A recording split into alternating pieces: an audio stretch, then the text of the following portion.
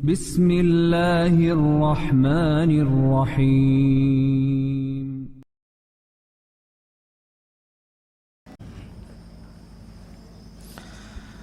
بسم الله الرحمن الرحيم.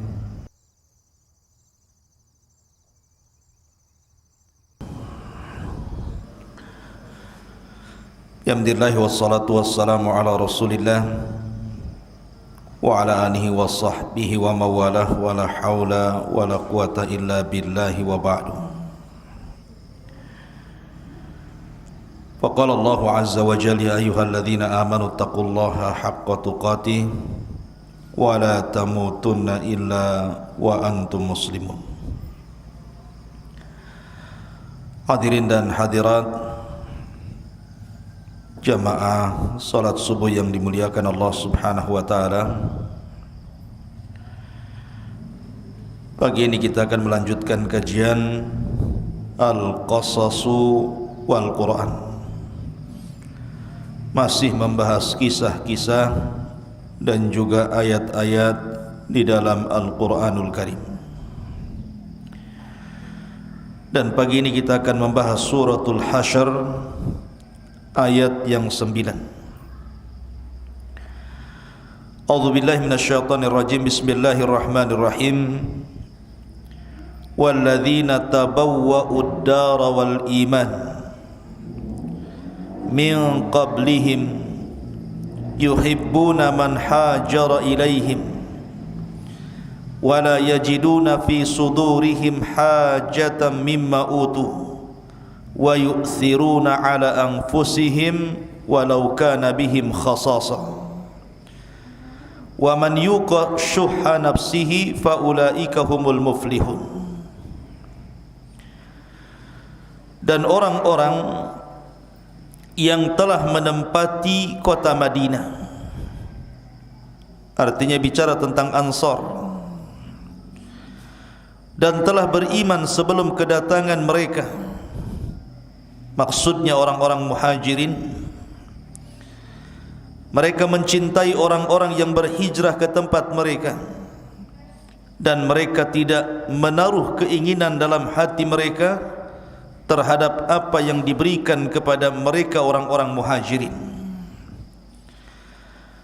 Dan mereka mengutamakan orang-orang muhajirin atas diri-diri mereka, meskipun mereka juga sangat memerlukannya. Maka barang siapa yang dijaga darinya dari sifat kekikiran, maka mereka itulah orang-orang yang beruntung. Ma'asyiral muslimin yang dimuliakan Allah subhanahu wa ta'ala, ayat ini bicara tentang akhlak yang sangat mulia dari akhlak-akhlak orang-orang Ansar, dan patut kita tiru, yang disebut dengan akhlak al-ithar namanya, mendahulukan orang lain walaupun dia sendiri sangat memerlukannya. Ada beberapa kisah yang menarik dari turunnya ayat ini. Pertama, kisah yang dikeluarkan oleh Abi Hurairah radhiyallahu anhu. Jadi Abu Hurairah radhiyallahu anhu suatu ketika bercerita, datang seorang laki-laki menemui Nabi sallallahu alaihi wasallam, dan ia ingin bertandang kepada Nabi sallallahu alaihi wasallam sebagai tamu. Tapi Nabi sallallahu alaihi wasallam adalah orang yang paling ikram lidhaif, orang yang paling memuliakan tamu itu Rasul. Maka Nabi SAW ingin menjamu tamunya. Sebelum tamu itu dijamu oleh Nabi SAW, tentu Rasul bertanya dulu ke rumah istri-istrinya dulu, ada makanan yang dimakan tidak. Rupanya ketika datang kepada istri yang pertama, kedua, ketiga, sampai ke-11 istrinya, di rumah Nabi SAW tidak ada satupun makanan kecuali hanya ada air putih saja. Kurma pun tidak ada. Subhanallah, seorang Nabi di rumahnya tidak ada makanan kecuali hanya air. Kalau di rumah antum kulkas saja 2, macam-macam isinya. Kadang-kadang dibuang-buang makanan itu. Sehingga Nabi SAW akhirnya menawarkan untuk menjamu tamunya kepada sahabat-sahabat Ansar. Nabi SAW mengatakan, "Man yudhayyif hadha al-laila?" Siapa di antara kalian yang mau menjamu tamuku khusus malam ini saja? Faqama rajulun minal ansar, "Ana ya Rasulullah." Berdirilah seorang laki-laki dari Ansar dan mengatakan, "Saya wahai Rasul, berikan tamu itu kepadaku." Akhirnya kemudian sahabat Ansar ini bergegas pulang. Kemudian berkata kepada istrinya, "Sesungguhnya aku sudah berjanji kepada Rasul untuk memuliakan tamunya. Kira-kira di rumah kita ini ada makanan atau tidak?" Faqalat, maka istrinya mengatakan, "La illa quta sibyani." Tidak ada wahai suamiku kecuali hanya untuk makan malam ini untuk anak-anak kita. Kalau seandainya makan diberikan kepada tamu, anak-anak kita tidak makan. Maka karena orang Ansar ini sudah berjanji kepada Rasul untuk memuliakan tamu Rasul, maka dia mengatakan kepada istrinya, "Sudah, begini saja, kau buat anak-anak kita ini sibuk, ajak mereka main sampai mereka lelah sehingga lupa makan dan tertidur. Kemudian nanti malam kalau tamu Rasul datang ke rumah kita, berpura-puralah membenahi lampu, kemudian kau gelapkan seolah-olah lampu itu rusak." Akhirnya kemudian berjalanlah waktu, ketika sampai di malam hari, setelah anak-anaknya kelelahan, keletihan bermain, kemudian tertidur dan tidak sempat makan, datanglah tamu Nabi SAW ke rumah orang Ansar ini. Bayangkan satu meja, di situ ada 3 piring, yang 2 kosong, yang 1 terisi. Yang terisi ini untuk tamunya, yang 2 ini untuk tuan rumahnya. Karena bagaimanapun memuliakan tamu dengan cara menghidangkan makanan itu tidak sopan kalau disuruh makan sendiri. Tetapi kita sebagai tuan rumah harus menemani dia makan.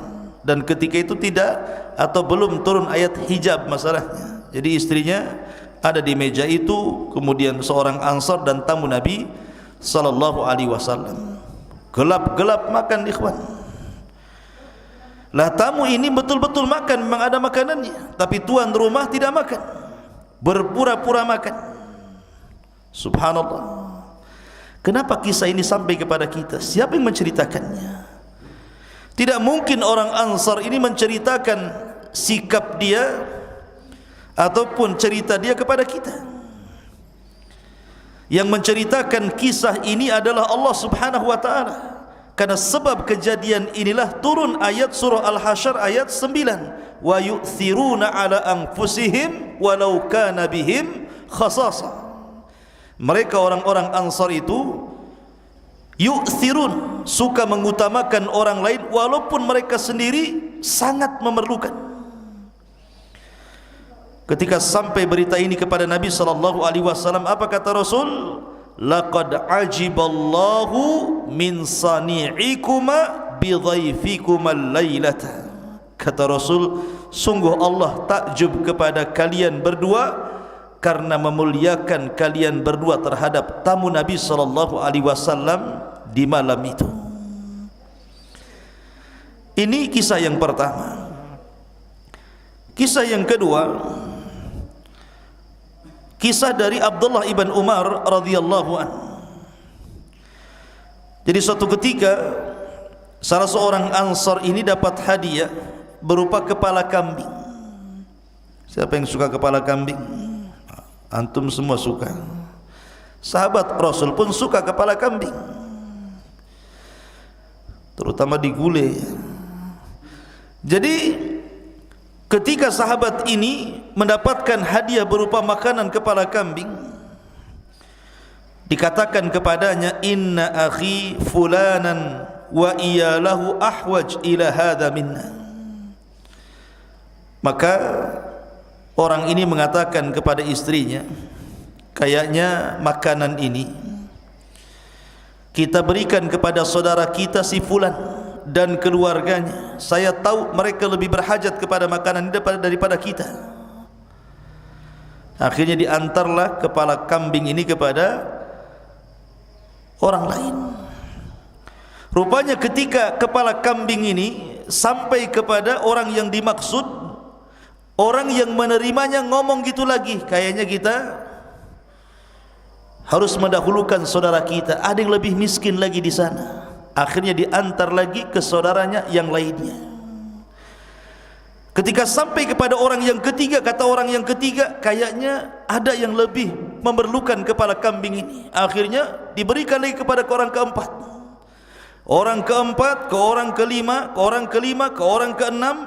Akhirnya sampai kepada sab'atu abiyat, sampai 7 rumah baru sampai kepala kambing itu. Oh, luar biasa orang Ansor ya.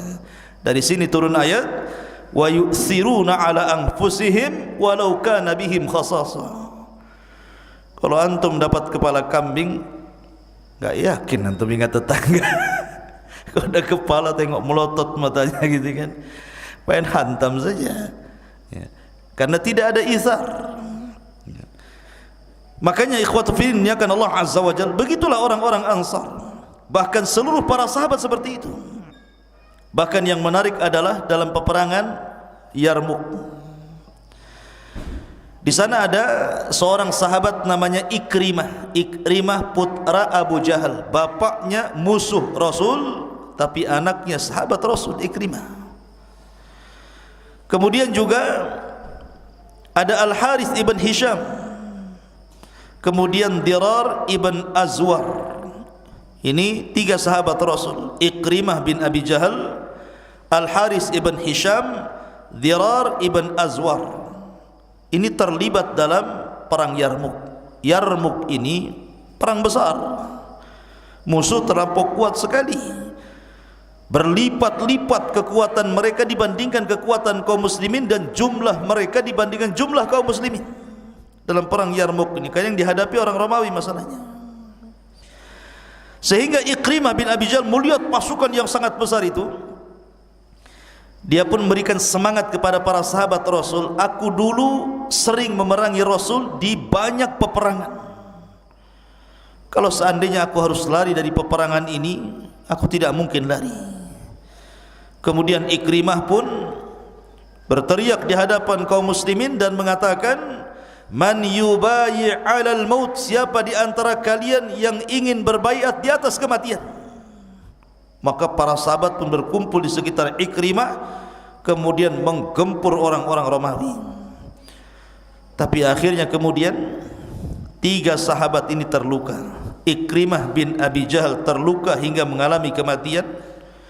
Al-Harith ibn Hisham juga terluka hingga mengalami kematian, dan Dirar ibn Azwar juga terluka hingga mengalami kematian. Yang ingin saya ceritakan,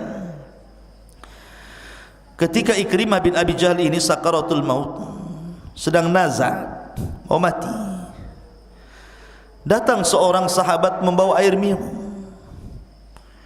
Dilihatnya Ikrimah ini sangat kehausan gitu kan, terluka parah, kemudian sangat kehausan, karena memang peperangan di zaman itu di atas terik matahari di tengah padang pasir, dan perangnya juga hadap-hadapan kan itu, dan dia sangat haus sekali. Ketika hendak kemudian air itu diminumkan kepada lisannya Ikrimah, mulutnya Ikrimah, tiba-tiba di sampingnya Al-Harith ibn Hisham seolah-olah menjerit kesakitan dan kehausan. Kata Ikrimah, jangan kau kasihkan air ini, kau kasihkan kepada dia saja, maksudnya kepada Hisham. Perangkat sahabat ini menemui Hisham. Ketika hendak diminum air itu oleh Hisham, rupanya mendengar Dirar ibn Azwar juga teriak kesakitan dan haus. Kata Hisham, kau berikan kepada dia saja. Akhirnya seorang sahabat menghampiri Dirar ibn Azwar. Setelah di dekat dia, tiba-tiba sebelum diberi minum mati dia. Kemudian dia balik lagi kepada Al-Harith ibn Hisham. Kemudian setelah hampir diberi minum, meninggal juga dia. Akhirnya air itu balik kepada Ikrimah, belum sampai ke Ikrimah meninggal juga Ikrimah bin Abi Jahal itu. Saat perang seperti ini masih ada ithar, wa yu'thiruna ala anfusihim walau kana bihim khasasah. Itulah para sahabat Rasul lebih mengutamakan orang lain walaupun mereka sendiri sangat berhajat kepada itu. Ma'asyiral muslimin yang dimuliakan Allah Azza wa Jalla, wajar orang-orang Muhajirin dan Ansar memiliki sifat seperti itu karena mereka memiliki teladan terbaik siapa? Nabi sallallahu alaihi wasallam. Jadi suatu ketika ikhwan, ada seorang wanita memang dari dulu ingin menghadiahkan pakaian mantel kepada Nabi sallallahu alaihi wasallam. Karena di zaman itu kan cuaca ekstrim, kalau dingin-dingin banget. Kalau antum pernah haji atau umrah atau pernah tinggal di sana, ada masa-masanya cuaca ekstrim dingin, enggak tahan kita di sana itu. Jadi seorang wanita ini ingin menghadiahi mantel, pakaian hangat untuk Nabi sallallahu alaihi wasallam, burdah gitu ya. Setelah kemudian mendatangi Nabi sallallahu alaihi wasallam mengatakan, "Ya Rasul, aku hadiahkan burdah ini untukmu, pakailah untukmu." Maka Rasul mengambil burdah itu, kemudian dipakai. Rupanya indah sekali burdah itu ketika dipakai Nabi sallallahu alaihi wasallam.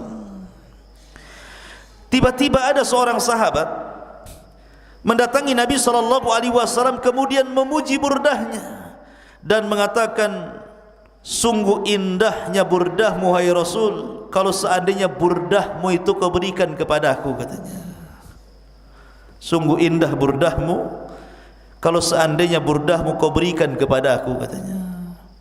Nabi ini pantang diminta ikhwan, pasti diberi ya. Pantang diminta pasti diberi. Jadi Nabi SAW itu hanya dipuji betapa indahnya pakaian itu, langsung dikasih gitu kan. Kalau antum pakai pakaian lebaran gitu kan, bagus sekali pakaian antum, kira-kira antum mau ngasih enggak sama anak tuh pakaian tuh? Mikir kan. Tapi Rasul tahu nih, sahabat ini ketika memuji pakaiannya, dia menghendaki pakaian itu. Maka Nabi SAW pulang, kemudian melepaskan burdahnya, mantalnya, kemudian menyuruh kepada sahabat, "Tolong kasihkan burdah ini kepada si fulan yang tadi meminta kepadaku." Sahabat Rasul ketika itu mendengar perkara itu marah, mendatangi sahabat itu dan mengatakan, mungkin bahasa kitanya, "Kok ini gimana? Itu pakaian hadiah untuk Nabi, untuk Rasul. Kenapa kau minta? Lancang sekali." Ya. Maka kemudian sahabat ini mengatakan, "Demi Allah, aku tidak hendak memakai mantel itu.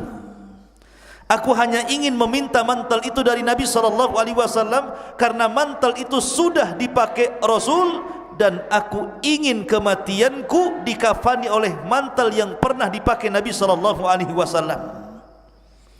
Syahidnya di sini Nabi sallallahu alaihi wasallam padahal ketika itu sangat berhajat dengan mantel itu. Tapi ketika sahabat memujinya dan ada keinginan untuk mantel itu, Rasul langsung memberinya. Itu mantel yang sangat mahal sekali. Dan itu bentuk izar, itu maksudnya. Dari sini Allah Subhanahu wa taala mengatakan, "Wa yu'thiruna 'ala anfusihim walau kana bihim khasasah." Ma'asyiral muslimin yang dimuliakan Allah Azza wa Jalla. Kemudian banyak kisah-kisah juga yang senada dengan perkara ini. Contoh saja umpamanya Aisyah radhiyallahu anha. Ketika Umar bin Khattab tertusuk dalam salat subuh oleh seorang majusi Abu Lu'lu yang kuburannya sekarang diagungkan orang Syiah dan dijadikan pahlawan karena sudah menusuk Umar. Jadi Umar bin Khattab ketika itu memerintahkan putranya Ibnu Umar dan mengatakan, "Wahai Ibnu Umar, berangkatlah kepada Ummul Mukminin Aisyah. Katakan bukan dari Amirul Mukminin tetapi dari Umar ibn Khattab karena sekarang aku sudah tidak jadi amir lagi. Katakan kepadanya, minta izin, boleh enggak aku dikuburkan di samping dua sahabatku," maksudnya Rasul dan Abu Bakar.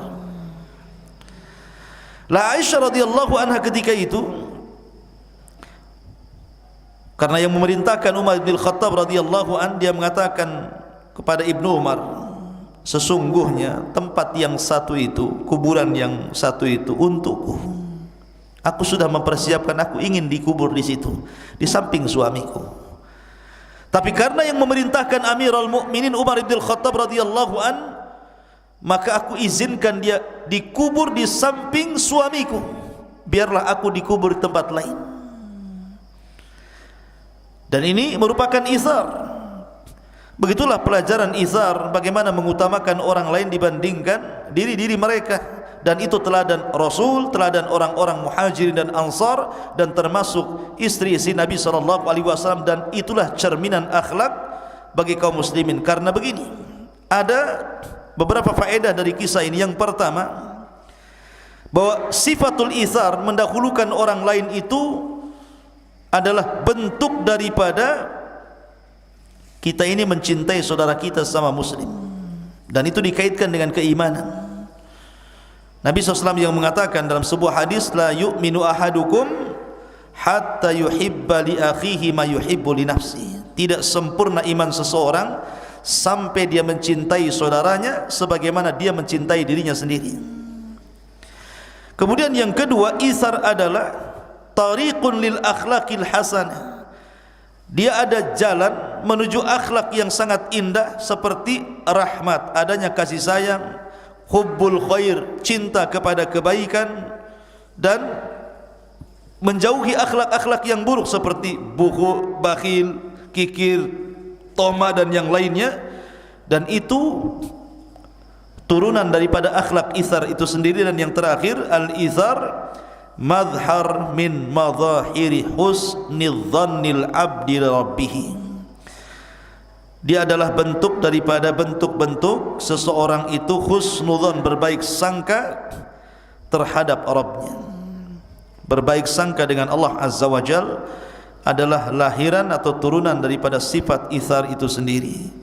Wallahu a'lam bishawab. Mudah-mudahan ada manfaatnya. Subhanallah bihamdika, asyhadu an la ilaha illa anta astaghfiruka wa atubu ilaik. Allahu ta'ala alam. Assalamualaikum warahmatullahi wabarakatuh.